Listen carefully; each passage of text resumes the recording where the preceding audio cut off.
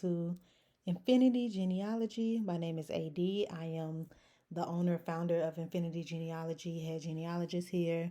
And I want to share something with you all. This is something, as you see on the screen right now, this is the census from the government.gov, United States Census Bureau. And it shows the different measuring race and ethnicity across decades. And every time that I, put together a family tree, just a genealogy report, I always add this link to the end because it's so important for us to understand how we have been classified and reclassified and classified and reclassified and reclassified over and over and over again. And in my research and experience, I think it is done to make sure that we don't connect the dots so we don't know who we are, so we can continue to perpetuate stereotypes and have low self esteem and have no sense of self and identity. And for me, that is a no. We have to know who we are, where we come from. So when we're looking at and reading older documents, we will know that, hey, that mulatto person that they're discussing is talking about me and my ancestors. If they use the word Negro, I know that that word has some negative connotation to it now, as well as mulatto. But historically, those words meant different things. And now that we see a lot of the delineation movement happening within the larger and greater Black community, um, the word Negro literally refers to Black Americans. So maybe that is a word that may need to be reclaimed, or another word to be used to specifically identify these are Black Americans. And so that is part of that, but we'll get into it. If this is your first time here, welcome. Thank you for being here. Please watch all of my other videos, whether it's about my family and conducting my own research or just me educating and exploring. For me, I am not only a genealogist, I am a student, I'm a researcher, I'm also a teacher. So I am all the things. We are learning together. I am trying to understand who I am, where I'm from, as well as my family, so we can continue having that self-confidence that I just talked about. So again, welcome, and let's get started. So again, this is on the census.gov page. And again, I put this at the end of all of my genealogy reports to my clients because I want us to understand, have an understanding.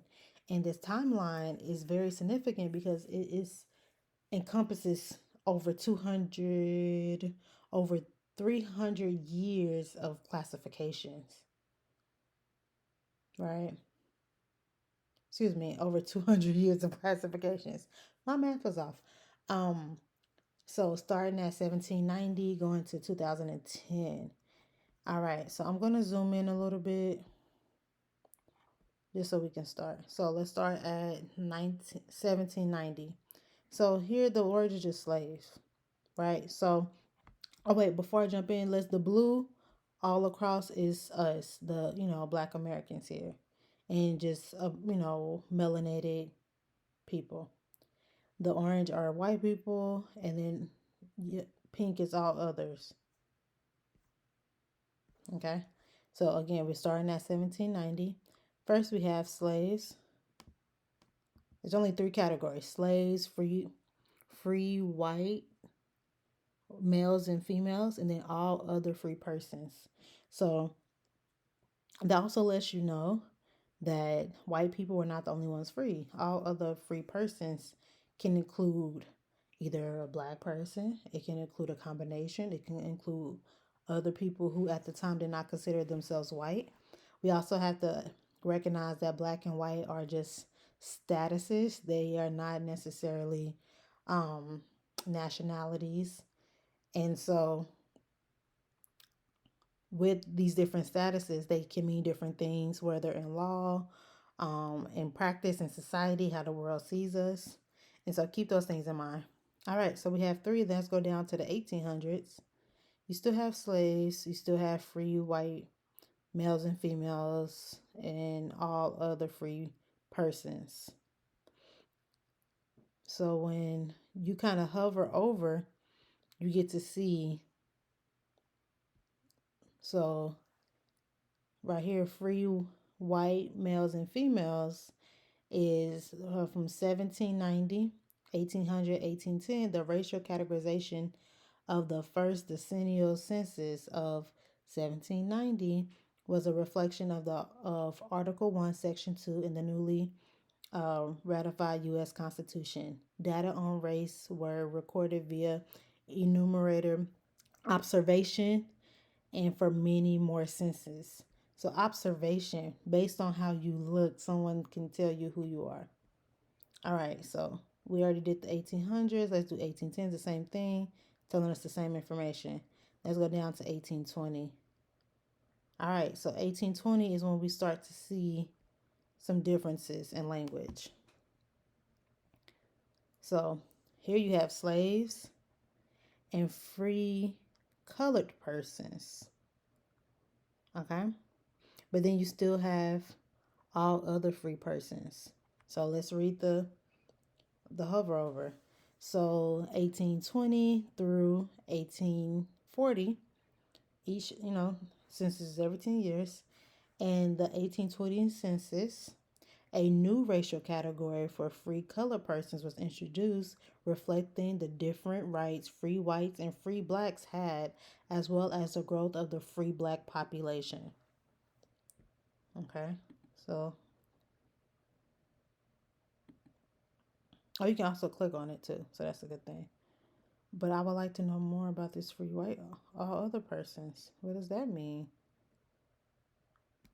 Okay, so then same here for 1830.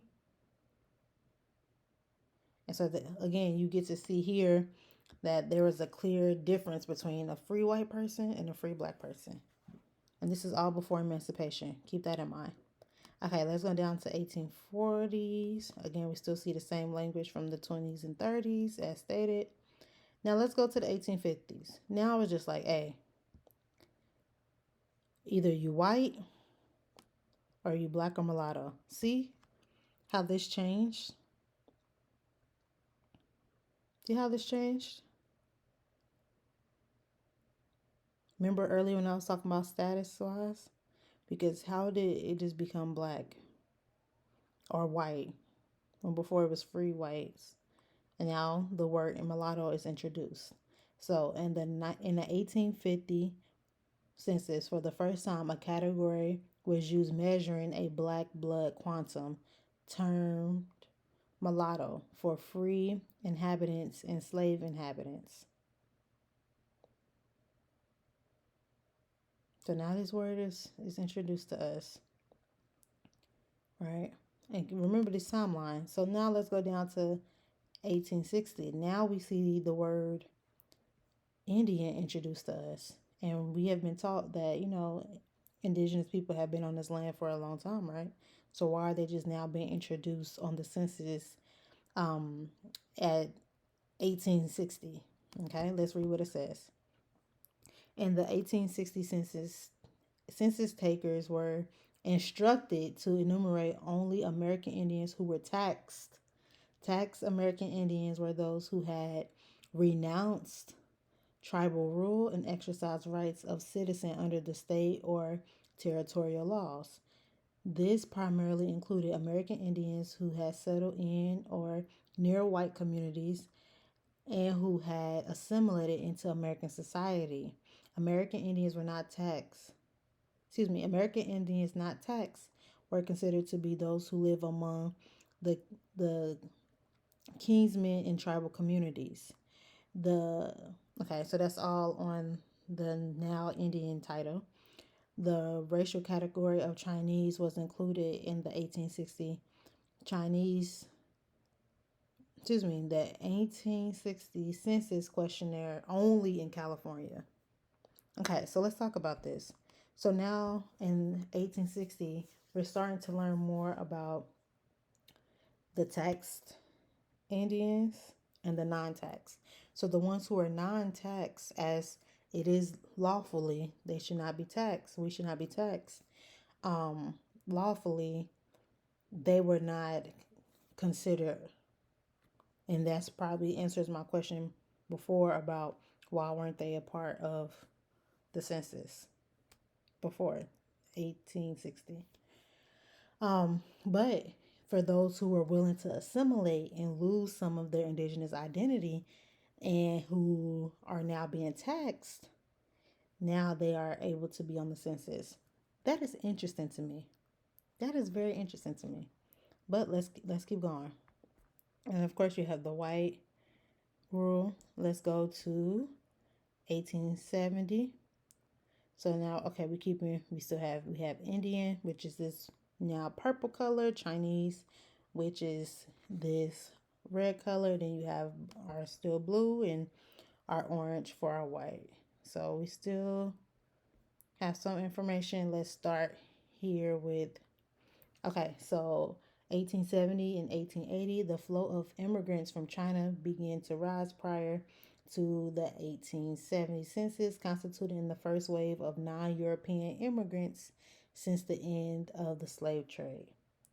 This was the first use of a national origin category. Okay, keep that in mind because before, remember, we're talking about white, black, white, black.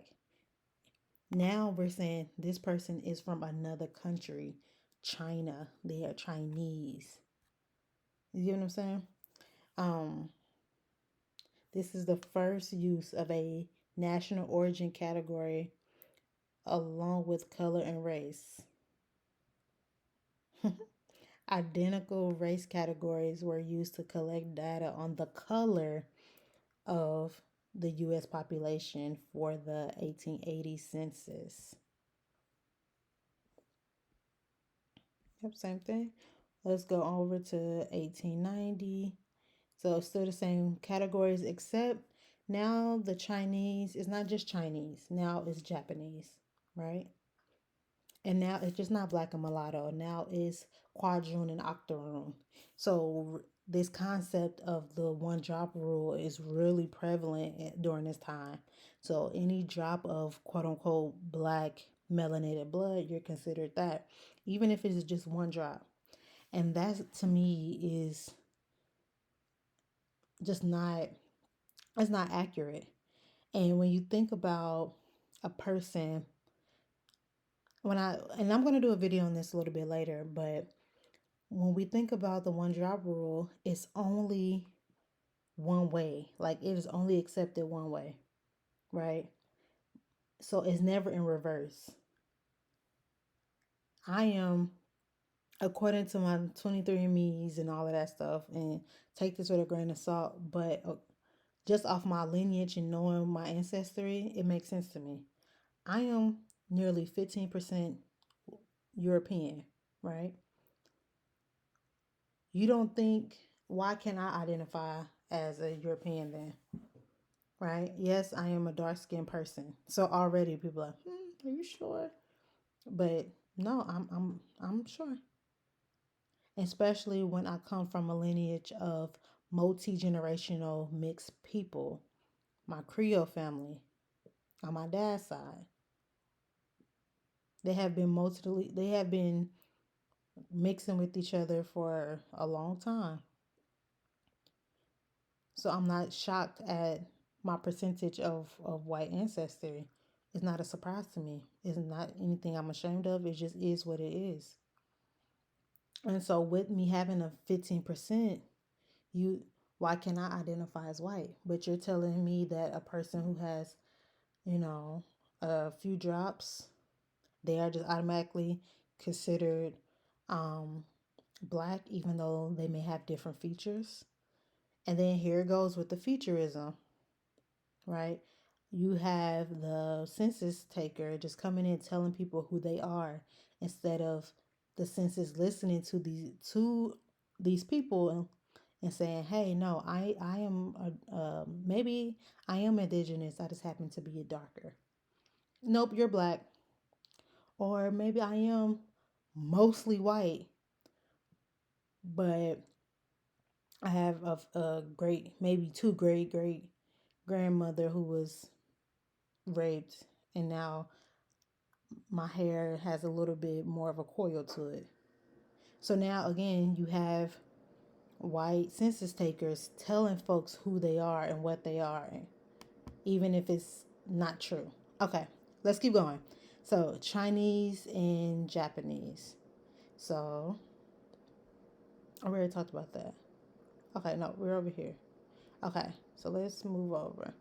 So we have the 1890 census, which represent the first attempt to enumerate all American Indians, regardless of where they lived. However, those considered non-tax were still excluded from the apportionment count.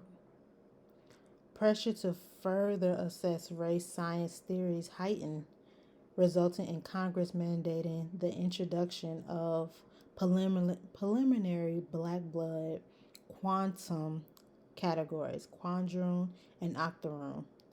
High demand for economic labor generated increased migration from Japan. Also, I want to talk about, I just want to, this theory of mandating this black blood quantum. And if you notice the similarity between this and um, American Indian or just Indian blood quantums, a lot of times now, in order to get into some of these tribes, you have to have a blood quantum, or your family has to be listed in the Dawes rolls from a certain year. So even if your parents or your ancestors, grandmas, great grandmothers, grandfathers, all of that, if they were listed on the census in these earlier parts, say they were maybe listed in the right here, this 1890 census, they may not still be considered because they need to be maybe on the 1940 Dawes rolls, or one, just that one. So already you are starting to see how folks are being written out of history, and how these racial categories can change and can really impact your lives, right? And although I do not agree with colorism by no means, please hear me out. I would never support it. But this is why we had a lot of groups really talk about passing. We had a lot of groups passing, or brown paper bag. This was all about survival, because they knew that they would get treated differently, especially with this octoroon and quadroon. Again, I'm not pacifying it, justifying it, or anything, but sometimes we have to take a step out of ourselves and our feelings and really understand the climate. This context is so important. If a person is 85% white, and now they got, again, a distant ancestor, and now they have a coil in their hair, their whole life, their whole understanding of self changes. And it's not a self hate. It just, now I'm confused because all my life I've been told this. And remember, this is a 10-year difference. So if in the 80s you were just considered mulatto, now all of a sudden you changed, or in the 1880s you were considered just black or just white, but now you're over here. Like, in a 10-year time span, your identity changed. We need to talk about that more. That is not a slight to anybody. That's just a reality of identity is already complicated when you're just a part of one group, and different parts of your identity change and privileges change and all those things. So imagine one moment I'm considered white, then in 10 years later I'm considered an octoroon or a quadroon.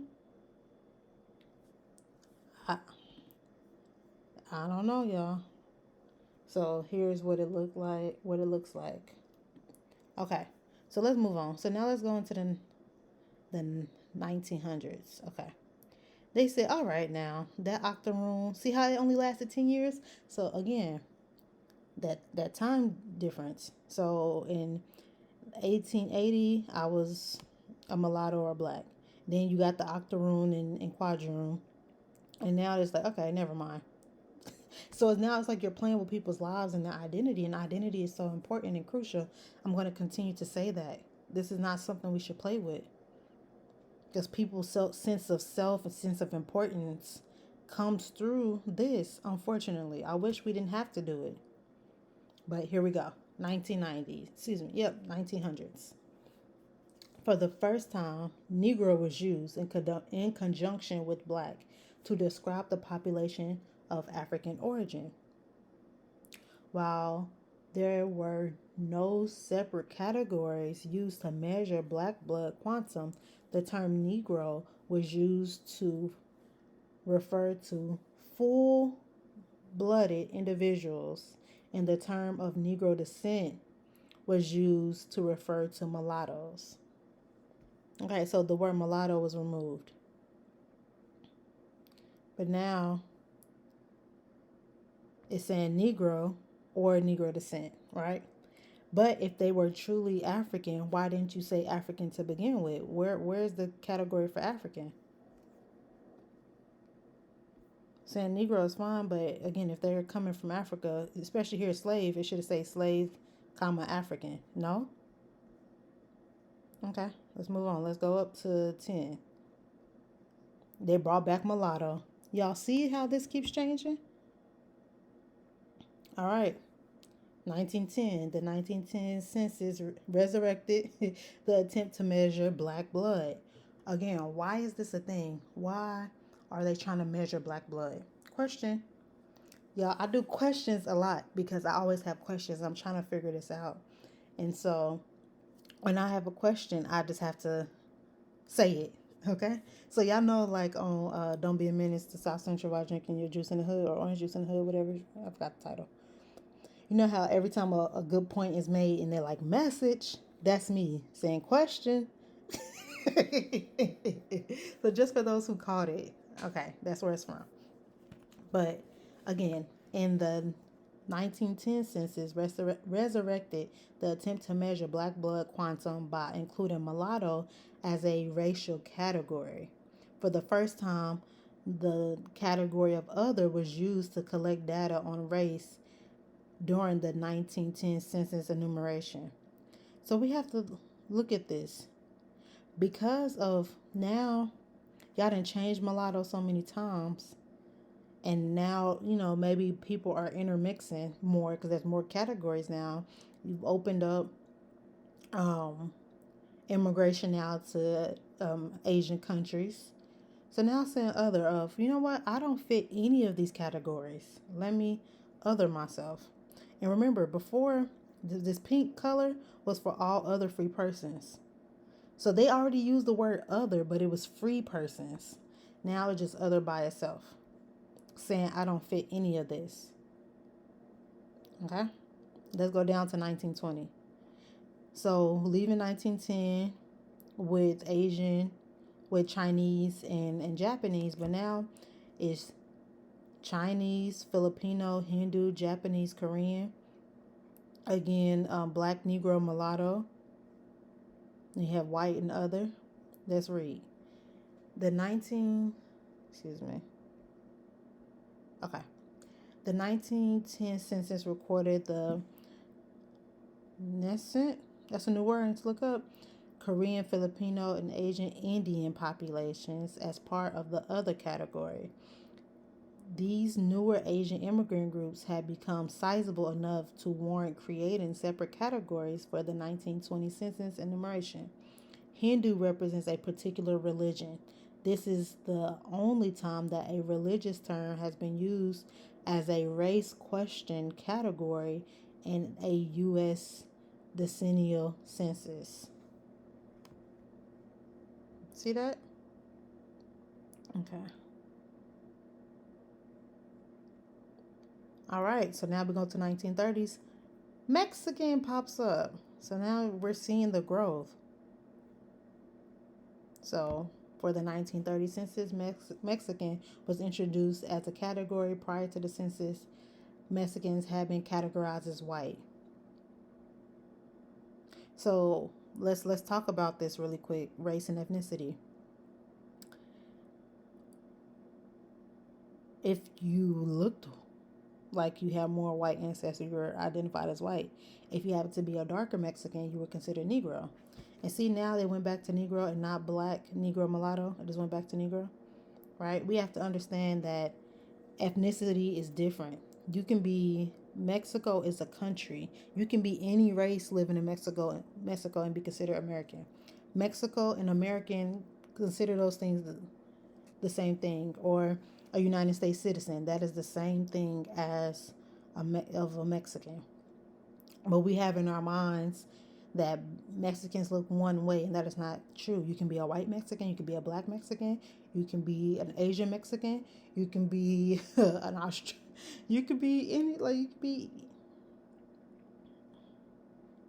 you could be any kind of Mexican. Mexico is just the nation. That's why that's nationality. Now, when you start talking about ethnicity, that's when the cultural and custom. We're talking about culture and customs then, and that's not a race. That's an experience. That's why now when you fill out applications, they say your race, and then they ask, "Are you Hispanic? Yes or no?"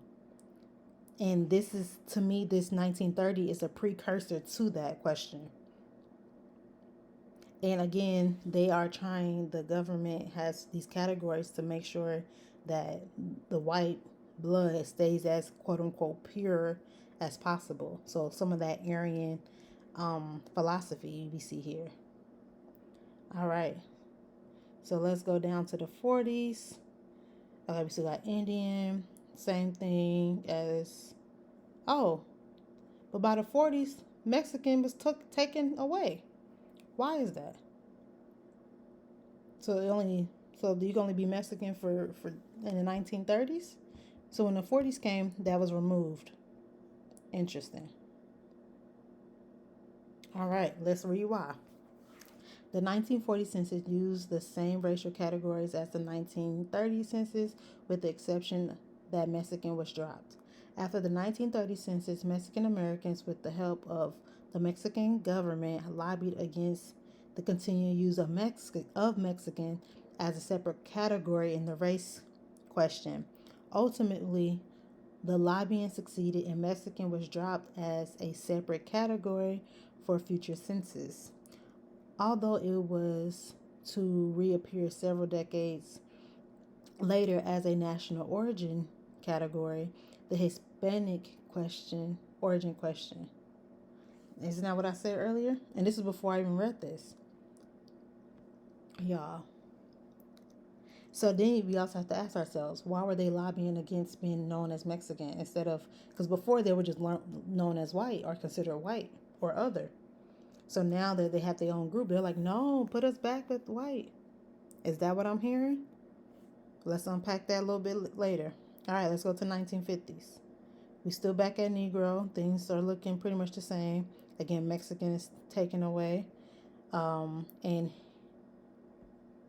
Hindu is taken away, but let's discuss it. 1950s, the number of separate racial categories was actually reduced in the 1950 census. Korean and Hindu were omitted as separate categories. The term Indian was changed to American Indian in order to distinguish American Indians from those origins in India. All right, I didn't even notice that at first.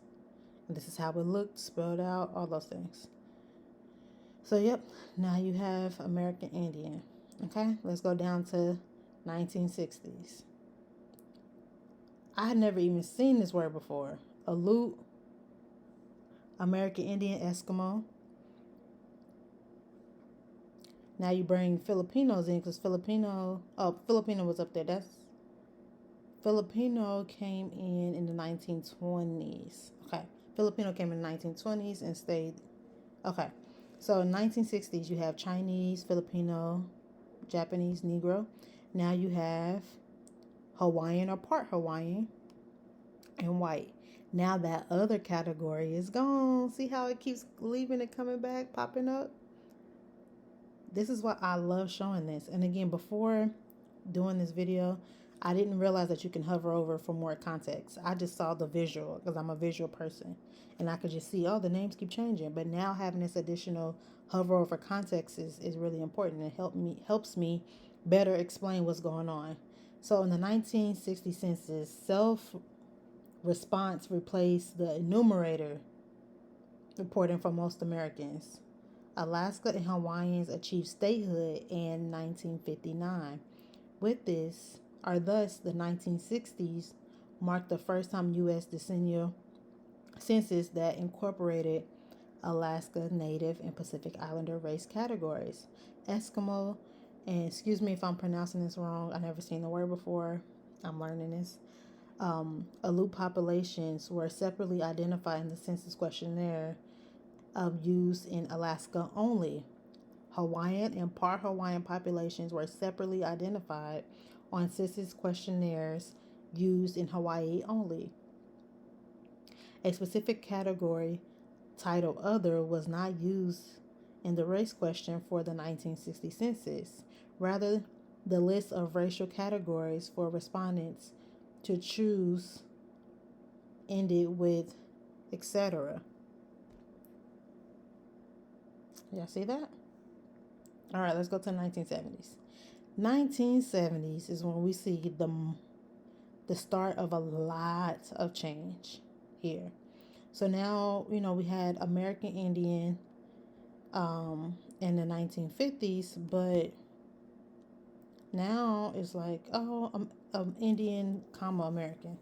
Okay.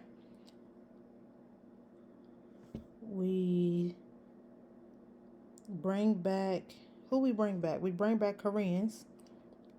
Okay. We bring back Koreans in the Asian category. And now you're Negro or Black. Because remember, what's happened in the 1970s? All right, we got the Black Power movement going on for sure. Then our green category is our Latino family here, our Hispanic family, and origin or descent: Mexican, Puerto Rican, Cuban, Central or South American, other Spanish. So does other Spanish include folks from actual Spain? Okay, keep that in mind. Okay. We have Hawaiian, so it's not Hawaiian and part Hawaiian anymore, right? It's just flat out Hawaiian. You have white and you have other. Okay, let me zoom out a little bit because every time I touch something, the things pop up.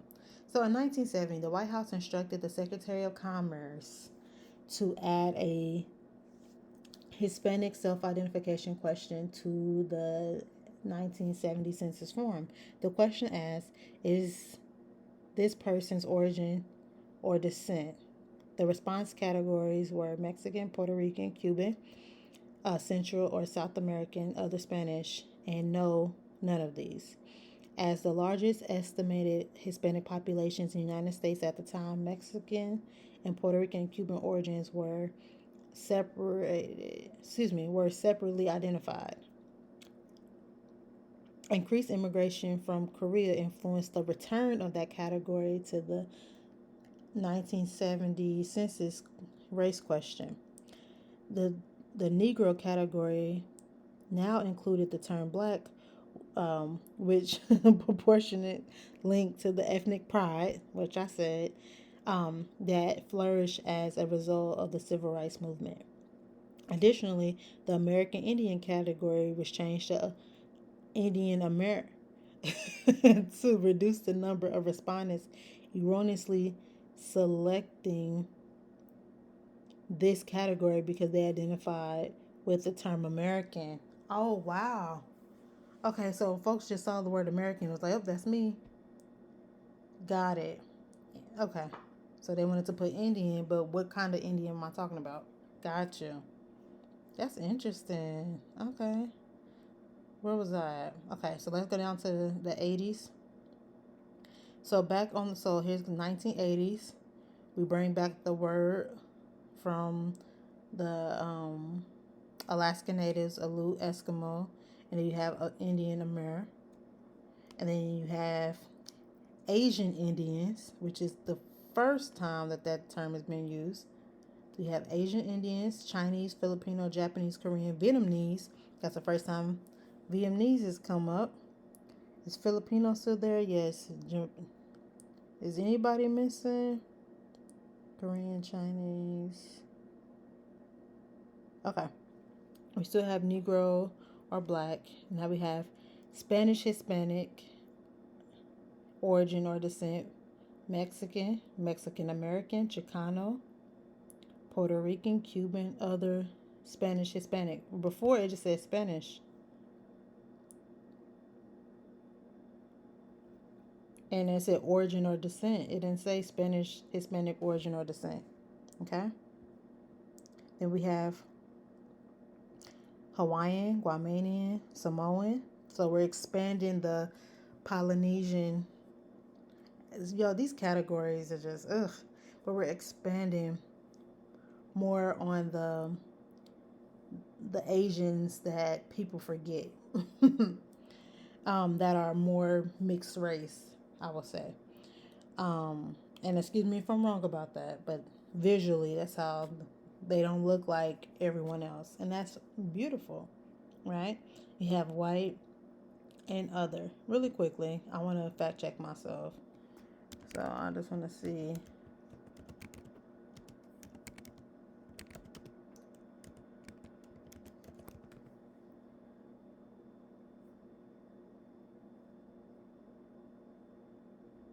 Yeah, I said Polynesian. Okay, perfect. Okay, so now let's go. Did I read this? I did not.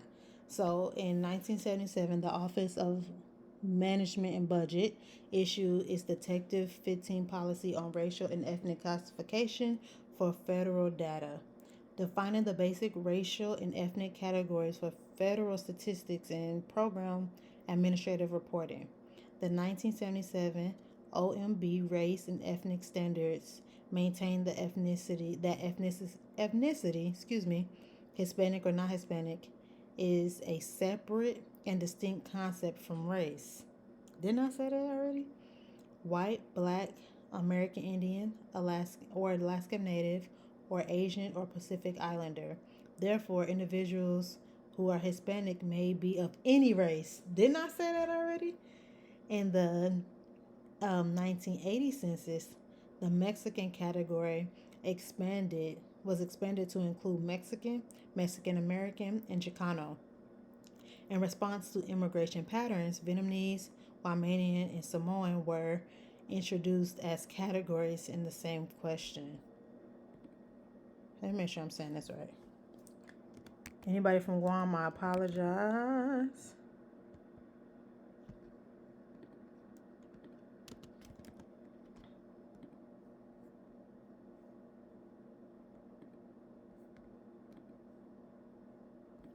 Guamanian. Oh, okay, we good.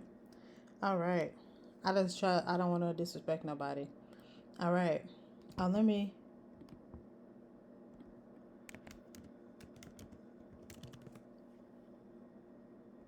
Aleut. Aleut. Aleut. Oh, wow. Aleut. Did I spell that correctly? Yep, Aleut. Okay, so we're going to the 1990s. This is my era, right? Um, we see other um, Asian Pacific Islanders. You still have black or Negro. But see how here, first is Negro black, but now it's black or Negro. What does that mean? Okay. We have our Hispanic, Spanish origin, Mexican, Mexican American, Chicano, Puerto Rican. See how Dominicans are not on here? Cuban and other Spanish and Hispanic. We have our, going back to our Asian group, see how again it says Asian, Indian, and other API.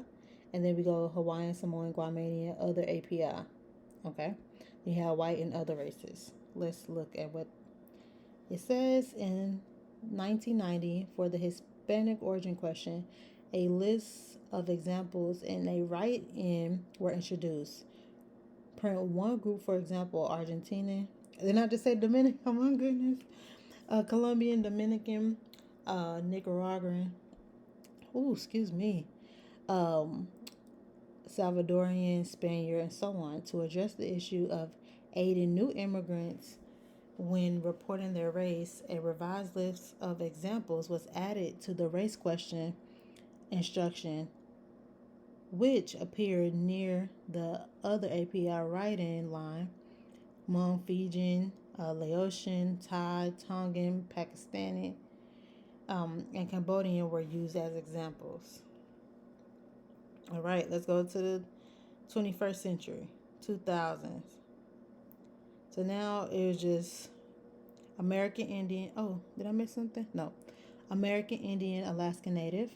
Now you have Asian Indian, Chinese, Filipino, Japanese, Korean, Vietnamese, and other Asian. I'm starting to feel like whichever word is first is the more popular one because there has been an increase of East Indians or Asian Indians that they call them here. There has been an increase. And so we see the word black, and now the introduction of African American in the 2000 census has come up. This is the first time the term African has been used. And then when we look at our green category, we have Spanish, Hispanic, Latino. This is the first time that has happened. Mexican, Mexican American, Chicano, Puerto Rican, Cuban, other Spanish, Hispanic, Latinos. And then our yellow category, we have Native Hawaiians, Guamanians, Chamorro, Samoa, and other Pacific Islanders. This is the first time Chamorro has popped up as well. Yeah, the first time. And the spelling out of Pacific Islanders. You have white and some other races. What is some other races? What does that mean? Some? And in 2010, you have American Indian, Alaska Native, the same as 2000. You have Asian Indian, Chinese, Filipino, Japanese, Korean, Vietnamese, and other Asian. You have Black, African American, Negro. You have Hispanic, Latino, or Spanish origin, Mexican, Mexican American, Chicano, Puerto Rican, Cuban, another Hispanic, Latino, or Spanish origin. You have Native Hawaiian, Guamanian, Chamorro, Samoan, other Pacific Islander, white, same other races. So pretty much the 2010 and 2000 census are almost identical, except for the expansion of the Latino and Hispanic origin area. And one thing I would say here, though, that I find interesting, excuse me, I think I lost my train of thought really quick. Um, oh no, I'm so sad. I hate when that happens. Hopefully, it'll come back to me before the video is over. But look at all these different categories. And yet, white just remains the same. The only thing, it was different in the beginning, but it's still white. Free white females and males. Everybody's white, while everybody else keeps changing. Oh, I know what I was going to say. And now I'm also interested in seeing, I think the expansion to include Hispanic, Latino, and Spanish was to include Portuguese, people from Brazil, because they are not considered Hispanic because their language is not Spanish. And they're not considered Spanish for obvious reasons. They're not Spanish. Even our Latino folks are technically not Spanish. Again, Spanish folks are from Spain. Okay? They just speak a language. Just like I won't consider myself English, although English is my native and my first language. I would never refer to myself as English, right? But again, when I'm thinking about um, Brazilians who speak Portuguese, or you think about Haitians who speak Creole or French, they are still Latino. They are not Hispanic, but they are Latino. And so I think we forget that a lot. They are all a part of that same era and area, and they need to be acknowledged as such.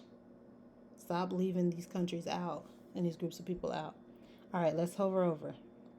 All right, 2010. For the 2010 census, a new instruction was added immediately preceding the question on Hispanic race and origin. The instruction stated for this census, Hispanic origins are not races because in the federal statistical system, Hispanic origin is considered to be a separate concept from race. Ethnicity. There are two changes in the question on race. One, the wording of race question was changed to what is this person's race? Mark one or more boxes. Two examples were added for other Asian response of, Laotian, um, Hmong. I hope I'm saying that right. Um, Thai, Pakistani, Cambodian, and so on. And the other Pacific Islanders' response were Fijian, Tongan, and so on. There were three. There were three changes to the Hispanic origin question. One, the wording of the question changed to is this person Hispanic, Latino, or Spanish origin? The second question provided no specific instruction on non Hispanic respondents. Ain't that what I said? The yes, other Hispanic, Latino, and Spanish origin category provided examples of six Hispanic origin groups. The ones I stated before: Argentinian, Colombian, Dominican, Nicaraguan, Salvadorian, Spaniard, and so on. And instructed respondents to print origin. Y'all, don't y'all find this fascinating and different? It is so interesting. And again, remember, always look at the